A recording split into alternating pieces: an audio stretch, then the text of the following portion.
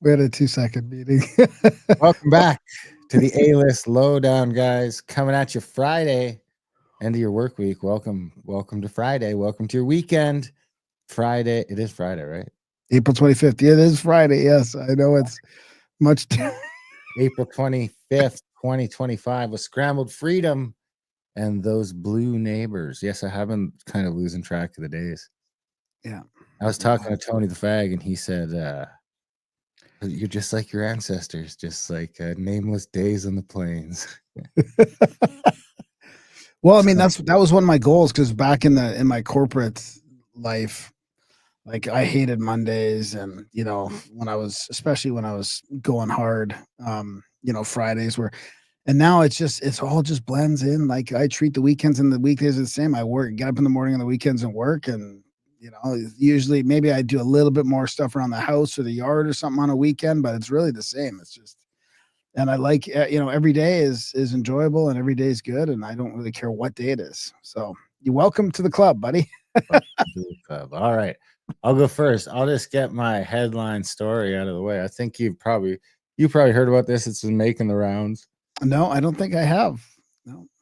So, I mean, well, we're letting all these rapists and whatever. I don't know about rapists, but definitely like car robbers and all this violent offenders get out fairly quickly. It seems like they sent 5 cop cars to arrest a small-scale Alberta ag farmer. Oh. So, small scale, this is from the Western Standard, small scale Alberta ag farmer arrested for selling eggs outside of quota system. So, not for anything like, selling bad eggs or ripping people off for just that, it's going against their quota. 5 RCMP, and this is in Like, Alberta. whose quota? The provincial dairy quota, or the provincial or federal, or?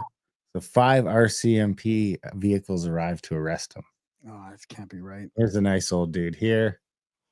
So, a Lethbridge farmer was arrested Wednesday morning in a dispute over egg sales, with his daughter alleging the Ag Farmers of Alberta, the EFA, is targeting small producers to protect its quota system. So there you have it. It's big ag, but not with an A. Lindsay Van Hezen, speaking of big eggs, we've been using duck eggs around here. My daughter's baking a pie today, so it's crazy to think they're old enough to like bake pie. She's getting her learners right away. Oh my God, your daughter's getting her learners? That is scary. They're at 14 here, so. Holy, well, how, she's not 14 yet, is she? She's 14 in like 2 months. No way. Oh my God, what? Lindsay Van Essen announced her father, Hank Van Essen's arrest in a Facebook post, claiming the EFA opposes ability to sell inspected eggs without participating in their costly quota system. This morning, my dad, so he wouldn't join the egg club. This morning, my dad, Hank Van Essen, was arrested because of chickens and because of eggs, Lindsay wrote. More specifically, he was arrested because the Ag Farmers of Alberta don't like that he can sell inspected eggs to people without paying millions into their quota system.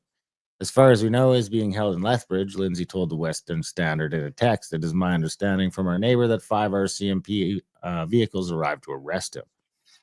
The EFA oversees a quota system, part of Canada's supply management framework. So there you have it. It's part of the supply management. So the same one that Quebec's under, I guess, or Canada's whole, yeah, exactly.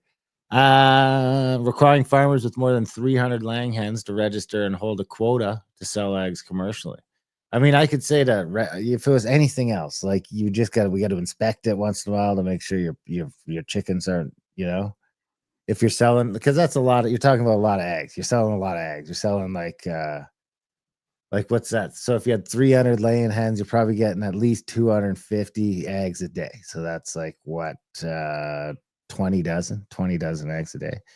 On that scale, if you're doing something else, you'd have to register. Like when the wife was looking and doing like cooking tallow, is a whole to do. Oh yeah. So, but for a quota, that seems crazy. And by inspection, all I mean is maybe someone goes in there once a year and makes sure that it's not some dude fucking raising eggs in his apartment or something like these crazy Filipinos. Anyway, farmers with 300 or fewer hens are exempt from the quota requirements and can sell ungraded eggs directly to consumers for personal use. It is unknown how many hens were on Hank's farm. So you're okay to compete as long as you're not competing too competitively.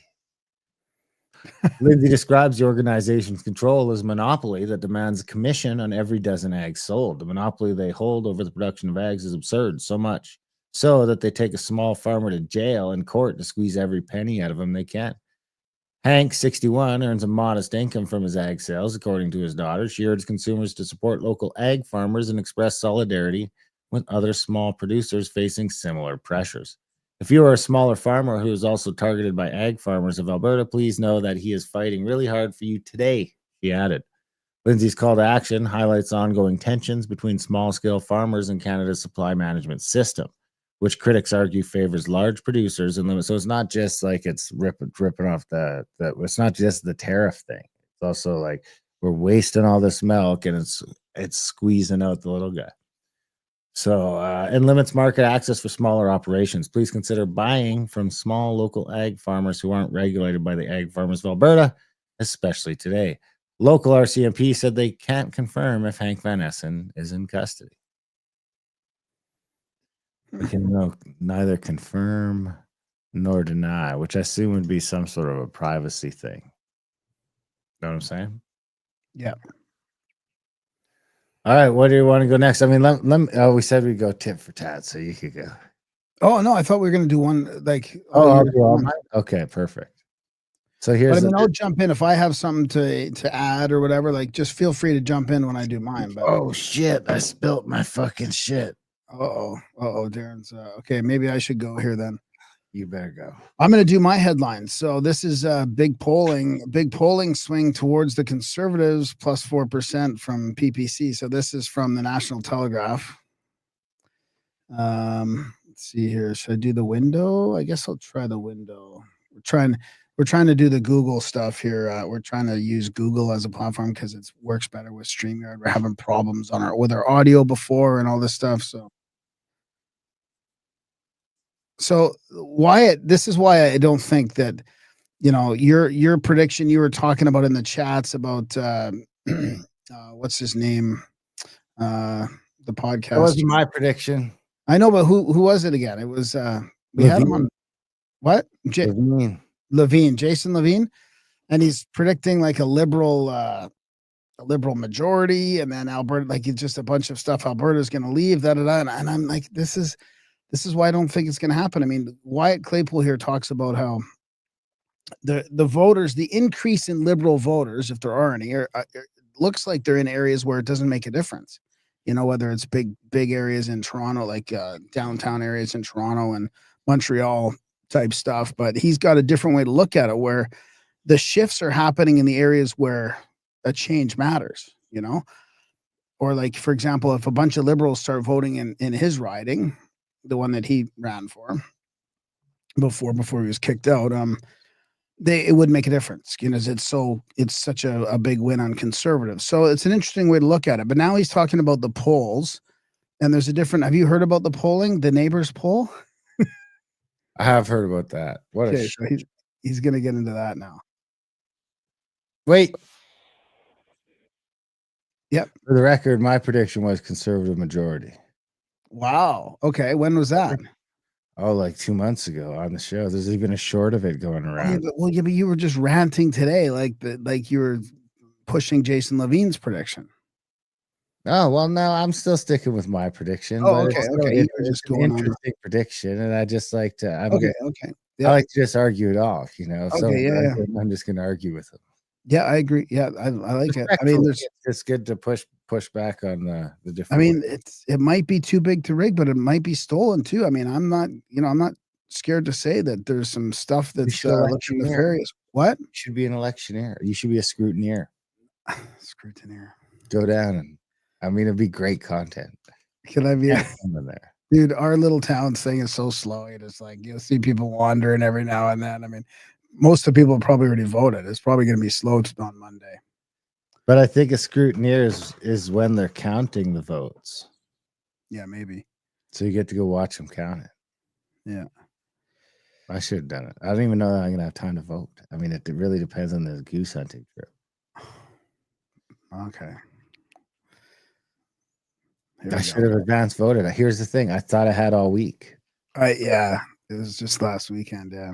So I was like, I'll get to it. I'll week to vote. I'll get to it. You are your time blindness got to you this time again. Well, hopefully there's a lot of liberals like me. Here we go. Yeah, here we go. Can't hear it. No way. This is annoying. Is it muted on the thing, maybe? No. Maybe it's because my whoops. I didn't mean to do that. No, that was me. Oh, this is not good if this is what's happening, because I went through all this and thought that using Google would fix it all. So let's try now. I got to rewind it a tad. Sorry, people. I still can't hear. Oh my God. What is going on?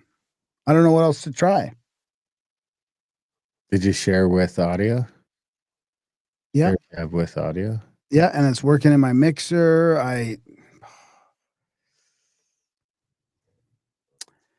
it's not you for sure. Well, I can hear you, so I should be able to hear. Unmute screen audio. What is that all about? Oh, wait. Screen audio. Have you muted my screen audio, or? I think so. How come yours has the option to mute the screen audio and mine doesn't? It doesn't on my side. Okay, well, I'm at a loss. This was supposed to go much smoother. Let me stop sharing, I guess. Try to share again. Make sure that little button switched on. That's what I did. I toggled the button. If it works now, if I do the same thing and it works, I'm gonna, okay, here, let me try something different. Let's do it. Instead of doing the window, I'm gonna pick the video. I just spilled like electrolytes all over everything. So I mean, it's just a bad show day. So anyways, I can hear it. Let's move on to the neighbor poll. Okay, so I chose to share the window instead of the. I guess let's see if mine works. The tab instead of the window. All right. You ready? Yep. That then David Coletto and Abacus Data released, because you'd assume Juno News, it's a conservative outlet, maybe they're sweetening their polls a little bit, and the conservatives aren't actually leading by 2. By the way, Juno News' generic poll, not doing a neighbor poll, they had it at 39-39 between the conservatives and the liberals. But maybe it's just they were only giving that result because they're conservatives and it's propaganda. Well, when David Coletto and Abacus did it, David himself being a more center-left person, they found when you ask people who their neighbors are voting for, it's 44% conservative to 40% liberal, 9 NDP, 6 Bloc, 1 Green, 1 People's Party. That is very good.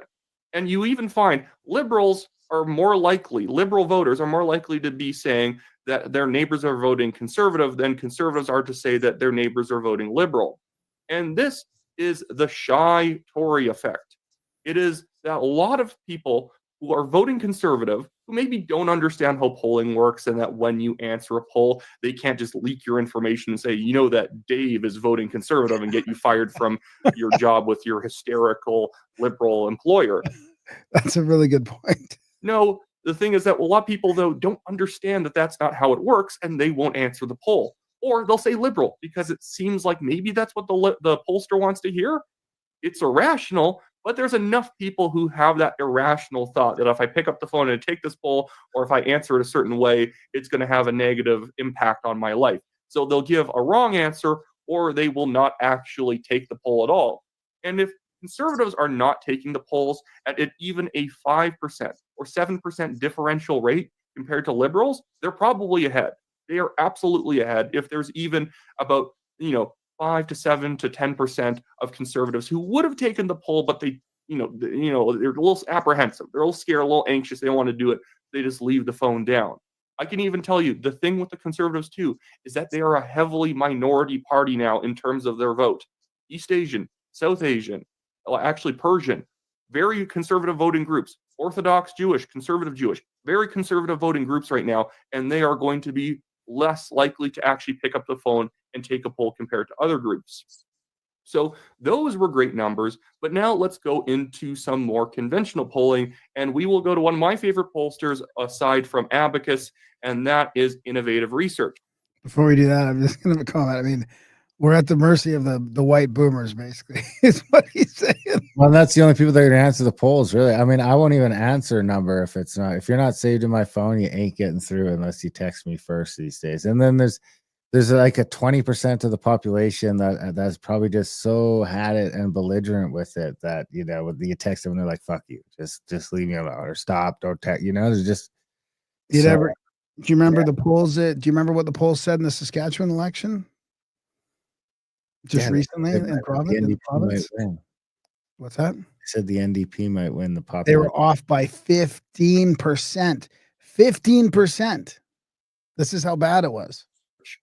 Now, I'll even show you what their chart looked like over the election. They actually had the Liberals with a substantial lead. Let me find this for a bit. They had the Liberals leading by 5 points a week and a half ago. But since then, and especially since the debate, you see a crawl up by the Conservatives, coming from that 5-point deficit to almost tying it up the next week. And now they were ahead. Now it's tightened up a little bit again. The problem, though, is for the Liberals is that it's only tightened up in the last few days in places it doesn't matter, because the regionals on these Innovative Research polls are fantastic for the Conservatives. Let's go in order of how old the last 3 polls that Innovative has done are, because they've done 3 waves of polls before actually releasing all of them. All right, we don't have to get into all this, I don't think. The main point was that your neighbors are voting blue.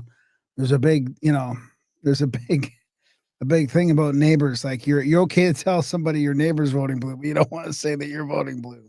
That's kind of what the point was. Got it. All right. So go back to your thing. And I mean, why it's great. If people really want like poll deconstruction, election deconstruction, go to the National Telegraph. Wyatt Claypool's fantastic at breaking it all down. This one's for you, buddy. Using a pen or pencil to mark a ballot doesn't impact vote validity, Elections Canada says. So Elections Canada is responding to concerns that voters who use a pencil to cast their votes could leave their ballot open for potential tampering.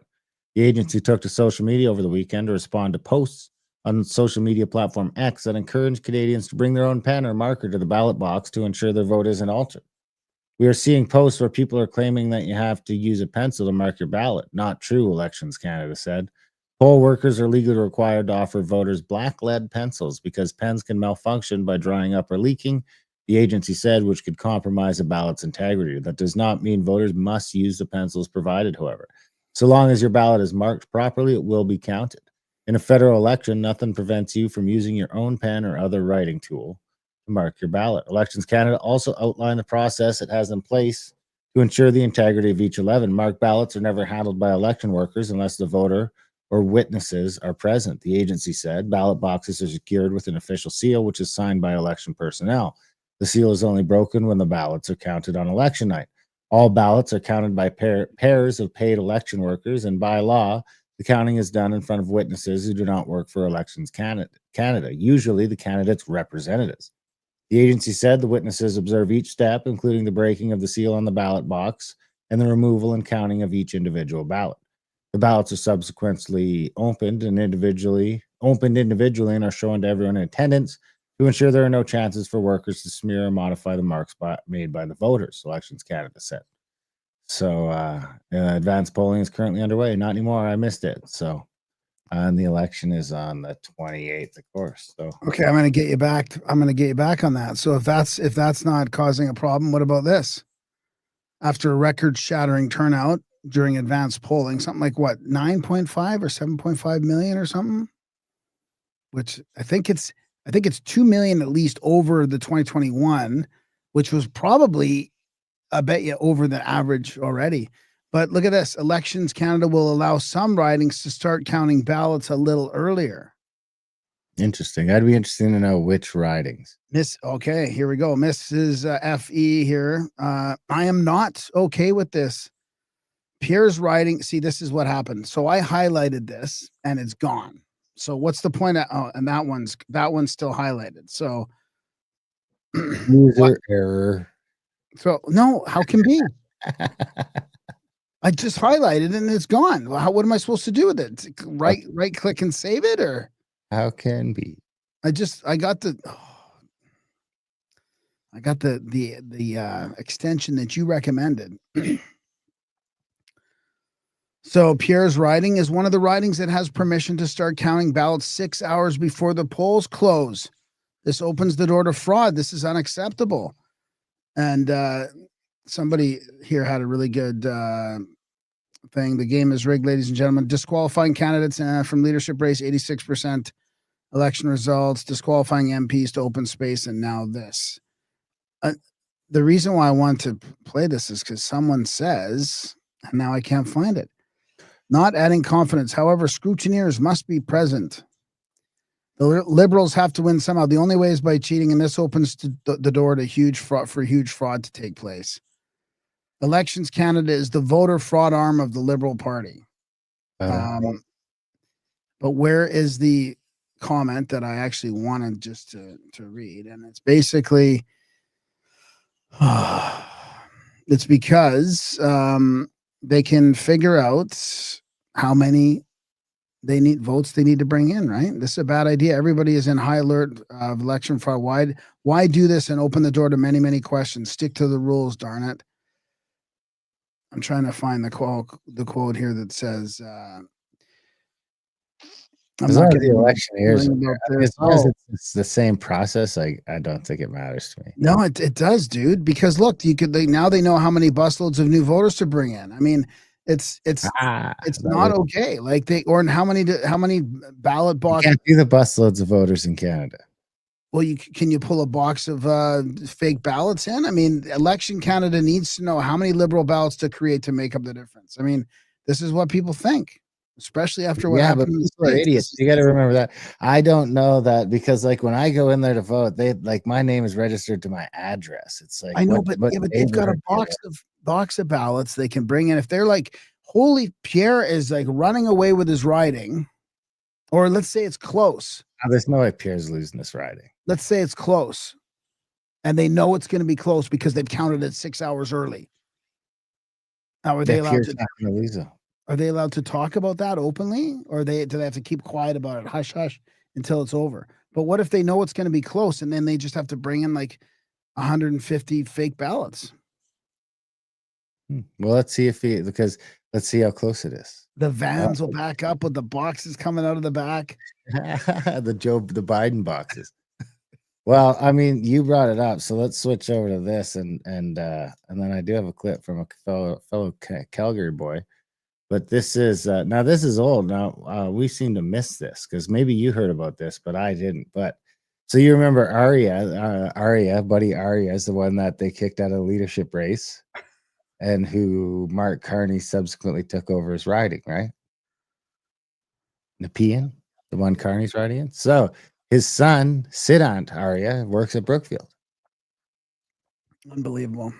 Mark Carney's abrupt ascent. Actually, you know what? I don't think I'm going to bother reading this because I think I can play a clip of it. Oh, I've got it too. Yeah, I got the clip. I knew you were going to have the clip, so I'm going to swoop in here. Yeah. Too dirty for the camera. Okay, let's get through this. Pretty good to look. He's pretty sweet on the eyes too. This guy. He's been playing chess this entire time. What an odd thing to say. We've been feeling potatoes. I called it wrong. I kept reviewing his tenure at both banks in England and Canada. The numbers weren't well. Deficit increased 18 times. Deficit doubled. And I thought, this man is just dumb. It doesn't line up with his education.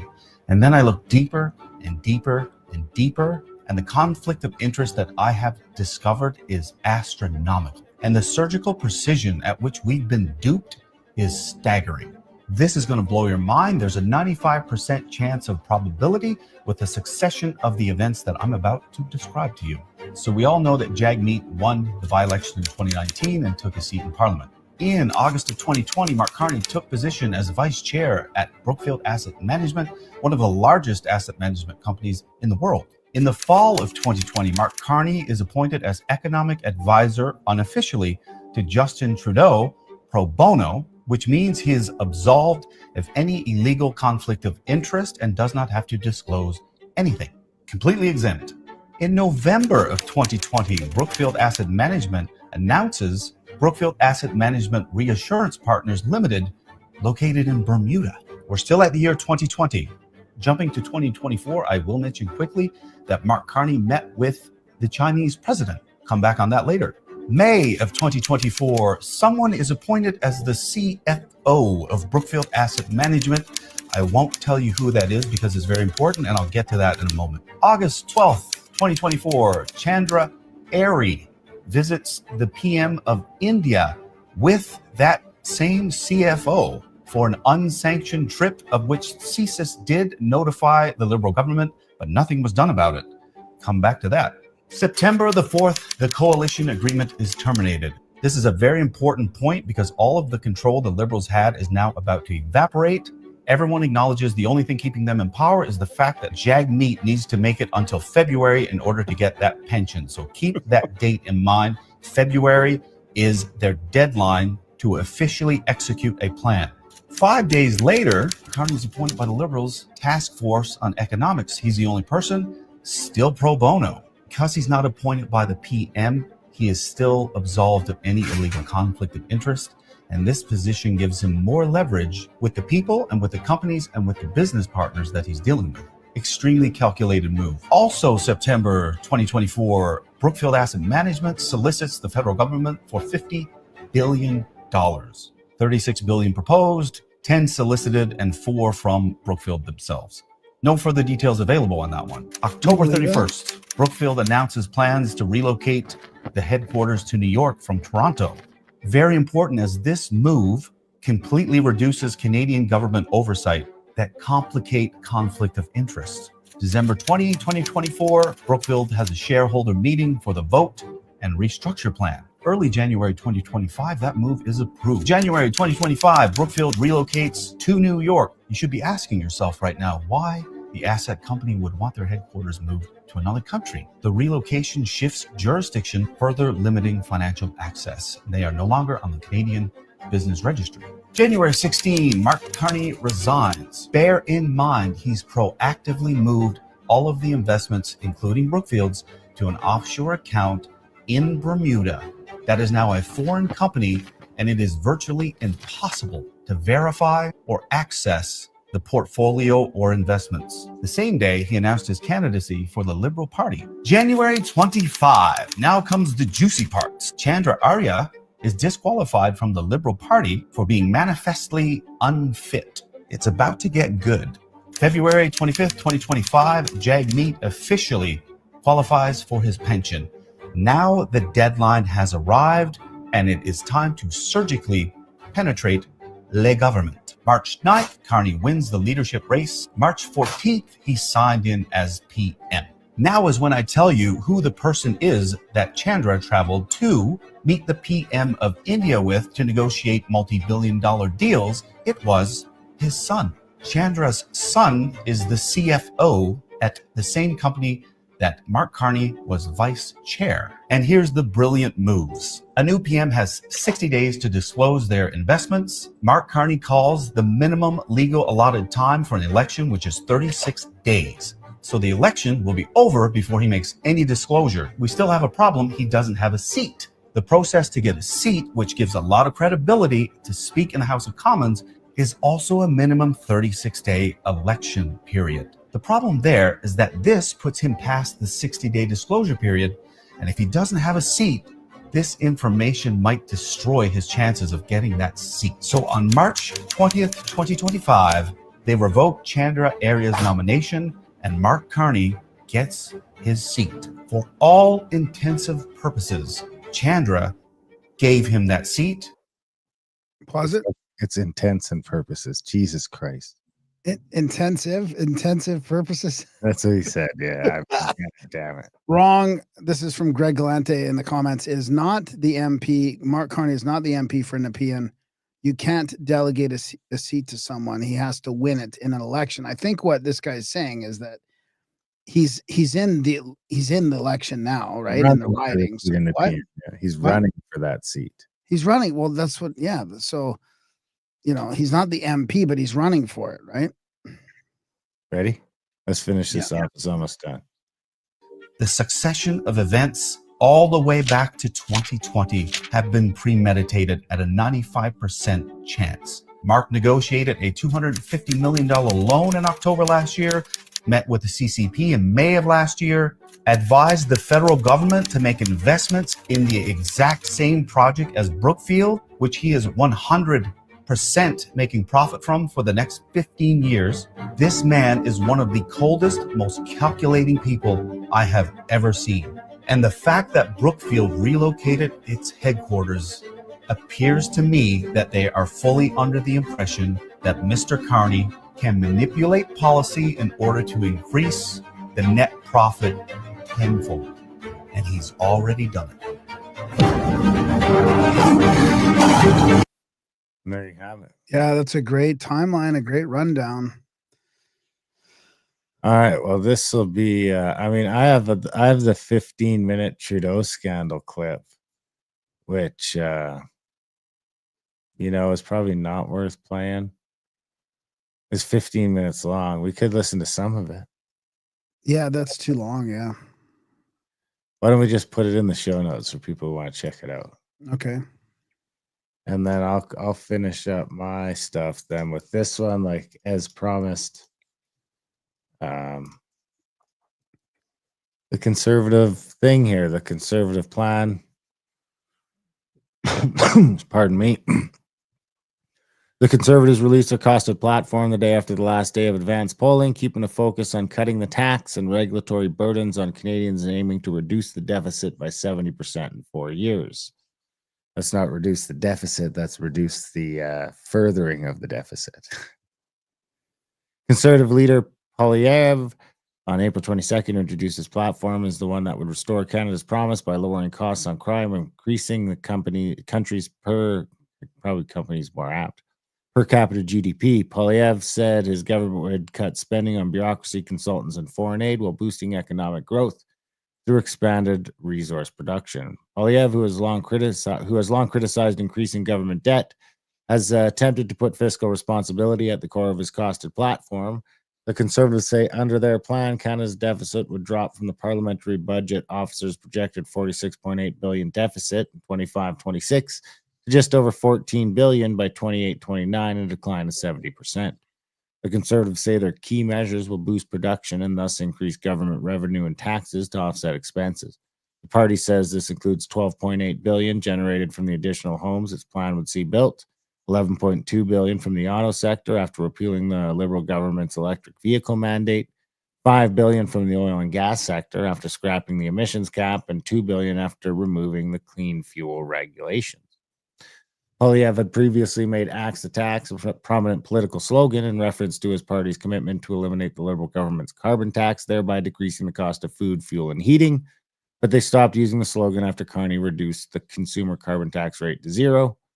Poilievre's platform still says a Conservative government would axe the carbon tax in full, which includes the federal industrial carbon tax backstop that Carney has kept. But the Tories plan to take a hatchet to other taxes as well. As previously announced, the Conservatives would cut the lowest personal income tax rate from 15 to 12.75%, while also scrapping the capital gains tax hike and axing taxes on reinvestment in Canada. These three measures cost a combined $55.5 billion over the next 4 years. This would be offset by revenue gain from capital gains measures, reducing the cost by around $13 billion, bringing it down to $42.4 billion. The Liberals have also pledged to cut taxes for the lowest income bracket by 1 percentage point from 15 to 14, and to cancel the capital gains hike. Poilievre's platform argues that over the last 10 years, Canada's economy has been strangled by government red tape, particularly when it comes to energy projects like pipelines and liquid natural gas terminals. He also said Liberal policies have made Canada more dependent on the United States to sell its resources, sending billions of dollars of investment south of the border. The platform says the Conservatives would get rid of the Impact Assessment Act, which puts additional federal regulatory requirements on major projects such as pipelines, in which the Tories say in effect would makes new major projects impossible for investors. Carney said he would keep the legislation, but streamline approval of major projects. The Conservatives would also get rid of the Liberals' cap on oil and gas production as they plan to double oil production in Newfoundland and Labrador, fast-track BC's LNG Canada Phase 2 and the GNL Quebec LNG projects, and expand the Port of Churchill in northern Manitoba to extend the shipping season.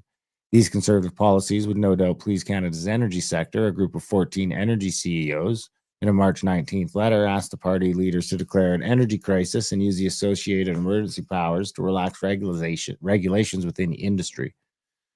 Blah, blah, blah.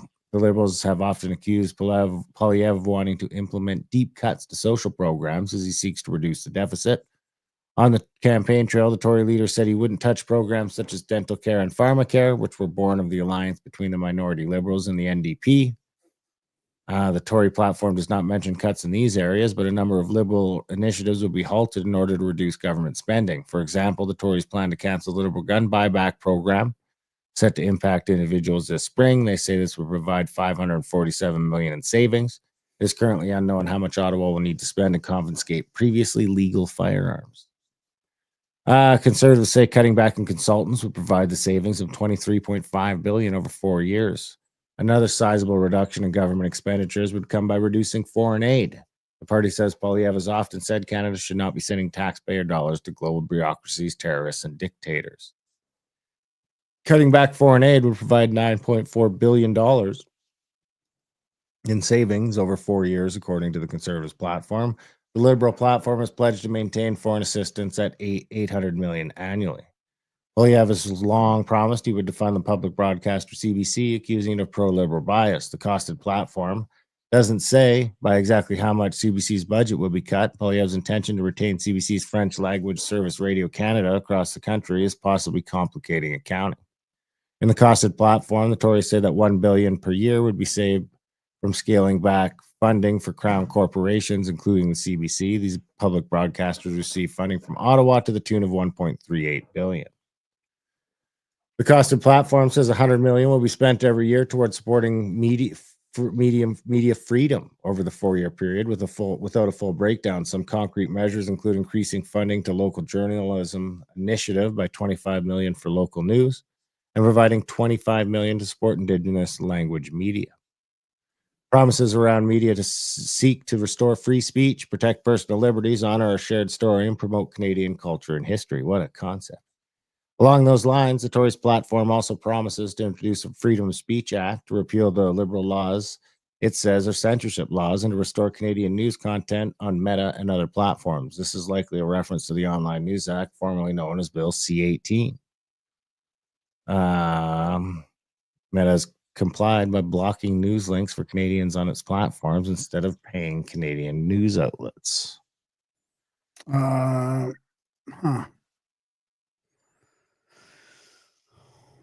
What do you think? Well, it all makes sense. I mean, it makes sense. It does. It's kind of common sense. It's kind of common sense, right? I mean, it's probably the most they can do. I mean, of course, I would like a lot more, but it's pretty. You can't really argue with much of that. I mean, it's a whole philosophical change compared to what the Liberals are, right? It's the opposite. It's so weird to see them, you know, one of them wants to go into further debt. The other one wants to save money and invest in private instead of public. I mean, it's crazy. The budget will balance itself. The Liberals going to, oh, let's have a new Crown corporation to build like modular housing. All right. Well, how about, since we don't want to leave the Greens out, why don't we just play a little clip of I mean, I don't even want to, but let me see if this let me make sure this works here first of all. We spend more where Trump spent less. Can you hear it? So this is about her, what she wants to do, right? Have you heard this? I have not heard this. This is Elizabeth May from the Greens. We spend more where Pierre Poilievre wants to cut. We spend more for the CBC. We spend more for overseas development assistance because now that Donald Trump has killed the U.S. AID program and Pierre Poilievre thinks there are savings to be had in taking programs that help educate women and girls, fight malaria around the world, fight HIV/AIDS. That's where Pierre Poilievre thinks we've got to cut. Any place Trump is cutting, Canadians, pull together. We got to step up. The U.S. used to be the cop of the world. Now it's the bully of the world. We've got to do more than protect ourselves. We've got to step up for all the countries on earth that are in Donald Trump's crosshairs, for the poorest of the poor that he is targeting. We have to do more for international development assistance. That's why more international development. Trump. We needed to bring in financial transaction taxes, wealth taxes, increase corporate tax rates, and ensure that the government of Canada has more public money while each individual Canadian has more personal money. It's doable, but you've got to really think outside the box. And the Green Party is really good at that. Nah. Who cares what she says? Her political days are done. More time to get blitzed now because Saanich Gulf Islands, this poll from 338 vote projections got conservatives winning by 1%. So that should be interesting. Is she out of her freaking mind? How about we help Canadians first? Why do we have to help other countries but never ours? So it's so infuriating, dude. It's so infuriating listening to that drivel. Like wherever Trump's cutting, do you think did they really think that people don't see what's happening?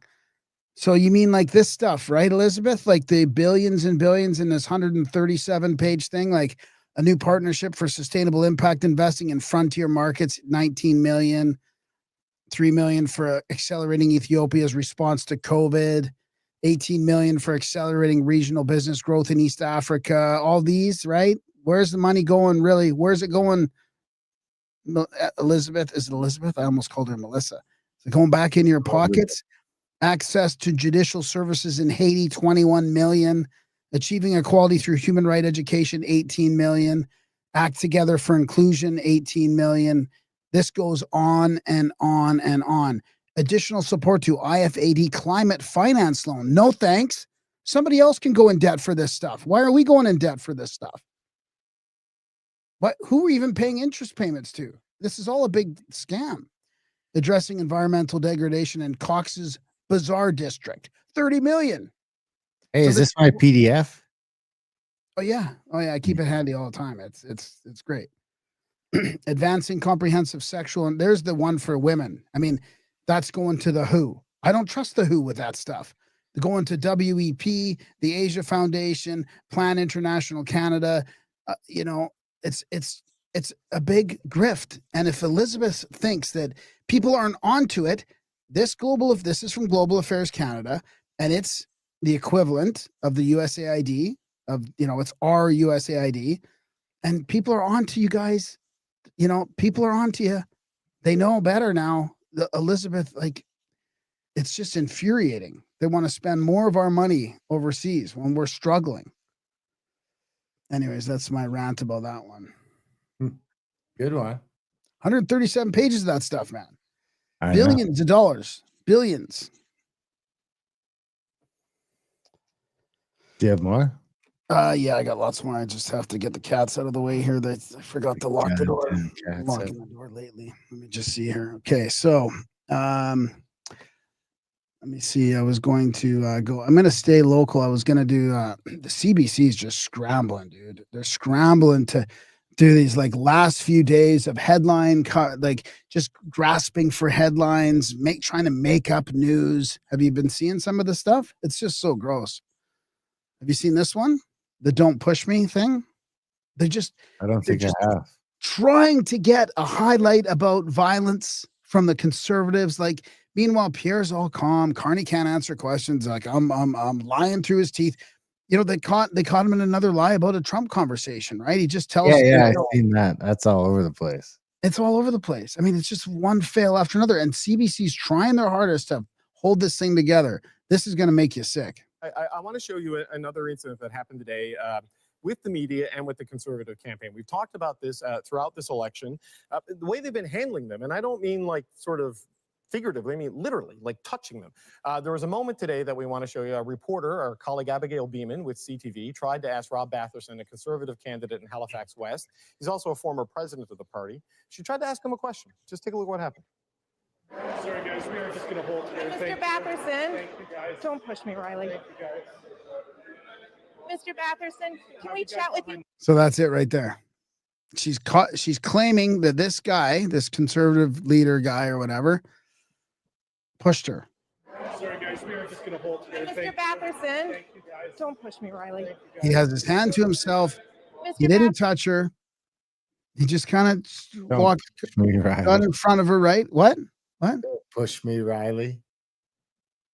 I mean, that should be a meme. This guy should be ashamed of himself. Mr. Batherson. He never touched her. He never laid hands on her. She bumped into him, if Can anything. we chat with you for a minute, Mr. Batherson? Look at her knock her phone, her microphone on the guy's back, right? And then blame them. Like, it's just disgusting behavior. Why are you trying so hard to cause a headline here? And then this, Please don't push me. yeah, Please don't who? push me. Mr. Batherson, do you have a minute for the cameras? Hang on. I missed that part. I guess she's doing it again. This guy that's announcing it has got to be ashamed of himself. I mean, they should just quit now while they're ahead. To us or to the party? Can we ask you a couple questions, Mr. Batherson, about the race in the Atlantic? Mr. Batherson, do you have any comments on Trump's new comments about Canada's sovereignty? Please don't push me, Riley. Please don't. You're literally pushing me. Please push me. You're literally pushing me. Batherson, do you have a minute for the He's cameras, like just please? standing. He's Mr. Batherson, do you walking have in any front of comments her. on Trump's new comments about Canada's sovereignty or the new auto threat since we're standing in a Oh, it's just, dude. Somebody's gonna snap. It's so infuriating. Don't you think? Shamelessly manufactures another on-air assault involving scary right-wing people, right? This is what's driving everybody bonkers, right? I wouldn't believe it if I had not been implicated myself in a different CBC Jussie Smollett hoax last week. Because this is from Zoltan, right? Alex Zoltan, who was one of the ones asking questions in the scrum. And the highlights are gone, I think. Let me try highlighting something else and see if the other ones pop back. And they do. Isn't that weird? And this is from Daisy Media. This is nothing compared to what I deal with. I've been pushed, hit, insulted, slandered. The list goes on. Yeah, it's just disgusting. So here's I don't want to play that other. Have you seen the thing from the Greens? Something got this in the mailbox yesterday, and I couldn't confirm it, so I didn't even want to show it. But it was like the Liberals have won this election, but you can still make a difference. Vote Green. Like, you ever see that? No, I haven't seen that. Yeah, I don't even want to share it. I tried to fact check it, and I couldn't. So I figured I don't even want to do it. Here's another thing about home equity that we should play. It's only a couple minutes. I just saw it. This is Winnipeg Sun columnist Kevin Klein says Federal Crown Corporation, CMHC, with help from Carney Liberal ministers, want to tax Canadian home equity savings. If you're a homeowner, that's you, worth approximately $4.7 trillion. To shout it down. The Canada Mortgage and Housing Corporation, a federal crown corporation, has investigated the possibility of a home equity tax on more than one occasion, using taxpayer dollars to fund that research. That's not speculation. That's not hearsay. That's not fear-mongering. Those are facts, and they're irrefutable. The Liberal government paid a group called Generation Squeeze, led by activist Paul Kershaw, to study how the government could tap into Canadians' home equity, including their primary residences. Imagine just like coming up with that as a investigative goal. We're going to tap into how the government can. No, we're going to research how the government can tap into your home equity. Now, Kershaw, by the way, believes homeowners are lottery winners who didn't earn their wealth, but they lucked into it. That's the ideology being advanced to the highest levels of government.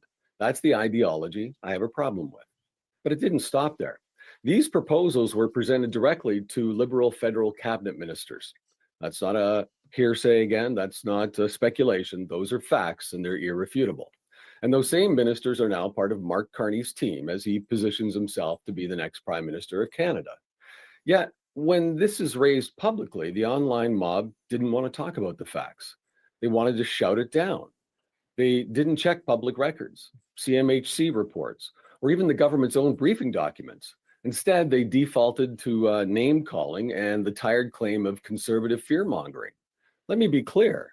This is not about partisanship. Had the Conservatives done this and they were in power, we would be having the exact same conversation. Because this is about math. This is about reality. The federal government is $1.2 trillion in debt. The interest payments on that debt are expected to surpass $54 billion this year. 54,000 million. Who are we paying that to? The bank? Who owns the bank? I mean, really, who are those interest payments going to? Which means the federal government will spend China. on paying interest for our debt than they will on healthcare transfers to the provinces. Well, think about that. Those are facts and they're irrefutable. We will spend more on paying the interest on our debt than we will on healthcare for Canadians. This simply isn't sustainable. The government runs out of money, and when they do, they have to find new sources of revenue. That's when you come in. That's when your house comes in. You know, the total home equity held by Canadians is over $4.7 trillion. It's one of the largest pools of private wealth in the country. For millions of Canadians, especially baby boomers, it's the only retirement fund they have. They don't have big pensions. They have a paid off house and a hope that it will carry them through their later years. Yet, the Liberal government has quietly been circling that money. Now, some people claim this doesn't affect them because they don't own a home. Or worse, I've heard some say, good, tax the rich. But owning a modest home in Winnipeg, Saskatoon, or Halifax does not make someone rich. It makes them responsible. And punishing them with new taxes isn't equity. It's theft disguised as fairness. Wow, good one. Hey, what do you think about that? I think it's coming.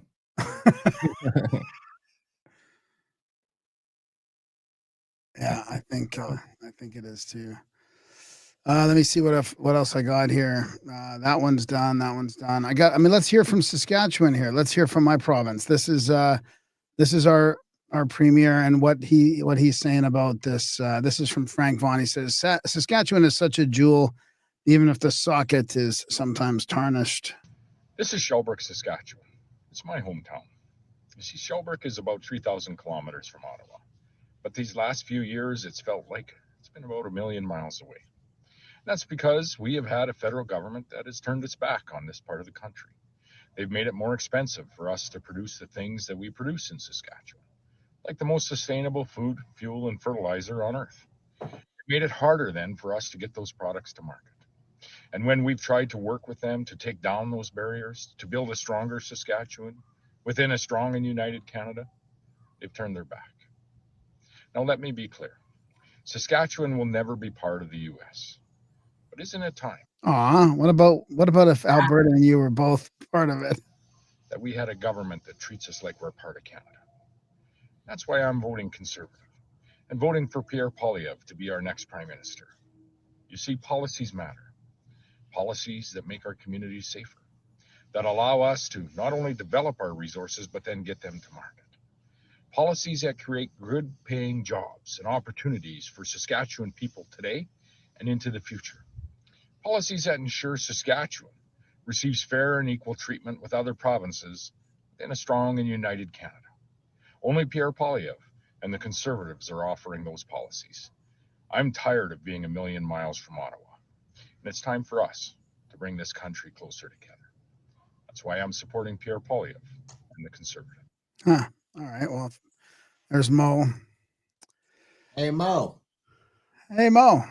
So, yeah, I think that's about it. I guess we talked about Trump and the CBC, that whole lie thing.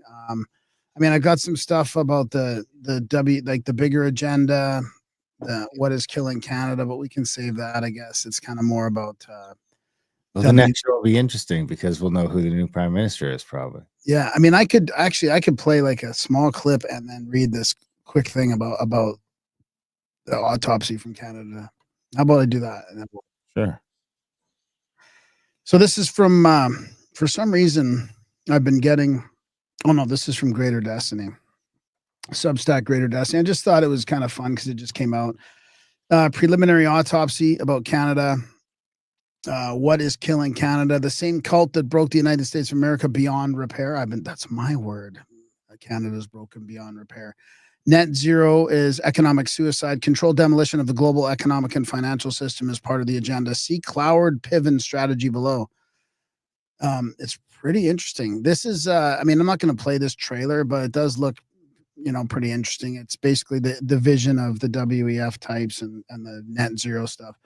So what the hell is going on? Senior citizens, the boomers, lining up like obedient chickens to worship at the altar of Mark. I would love to know if any of them know that Mark plans to tax them into the poorhouse if they own their own home outright. No mortgage. Carney plans to increase their property tax by a lot.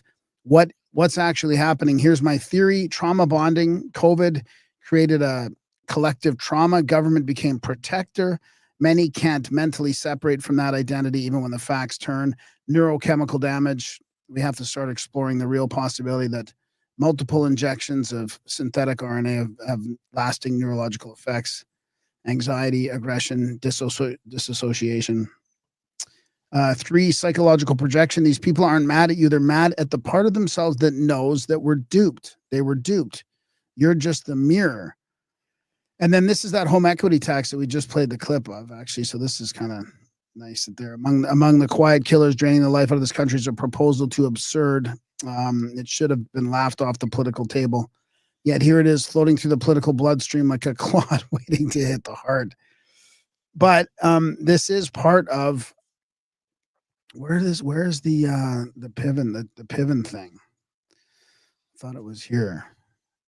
Cloud Piven. I mean, I guess I could show it. I thought I had the actual Piven strategy, which is from the 60s. I mean, I could go to my Grok thing quickly. The Cloward Piven strategy is a political theory proposed in 66 by sociologists Richard Cloward and Francis Fox Piven, rumored to be the aunt of you-know-who, but I tried to fact check it, and I don't think it's real. It suggests creating social change by overwhelming government systems, particularly welfare programs, through mass enrollment and activism. The idea is to expose systemic flaws, generate crisis, and force reforms or restructuring toward more equitable policies like a guaranteed income. It kind of seems what's happening today, right? Critics often from what? Could be. Yeah. So let's just go to this infuriating clip before we finish off. This is the World Economic Forum speaker. Did we solve that? Like, did we actually manage to vaccinate everyone in the world? No. So highlighting water as a global commons and what it means to work together and see it both out of that kind of global commons perspective, but also the self-interest perspective, because it does have that parallel. It's not only important, but it's also important because we haven't managed to solve those problems, which had similar attributes. And water is something that people understand. They're just trying for some global emergency to get everybody under control because it didn't work jabbing everybody. Like, are you seriously just saying that right now?